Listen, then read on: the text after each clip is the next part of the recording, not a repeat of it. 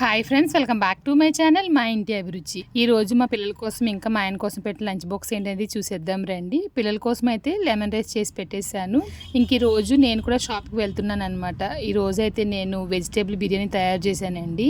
ఇది అసలు ఎంత బాగుందంటే ఇక్కడ ఫంక్షన్లో పెడతారనమాట. సేమ్ మనం చికెన్ బిర్యానీ, మటన్ బిర్యానీ తింటే ఎలా ఉంటుందో సేమ్ అలా టేస్ట్లో వచ్చేలాగా వెజిటేబుల్స్తో అయితే బిర్యానీ తయారు చేశాను. ఎంత బాగుందంటే చెప్తున్నానే కానీ నోరు ఊరిపోతుంది అనమాట. అంత టేస్టీగా అయితే వచ్చింది.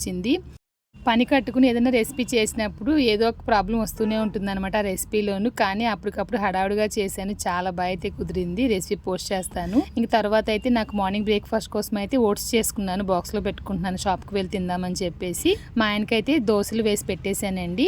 ఈ రోజు మధ్యాహ్నంగా నేను బ్రెడ్తో గులాబ్ జామ్ తయారు చేసి వీడియో పోస్ట్ చేశానండి. గులాబ్ జామ్ రెసిపీ కూడా చాలా బాగుంటుందన్నమాట.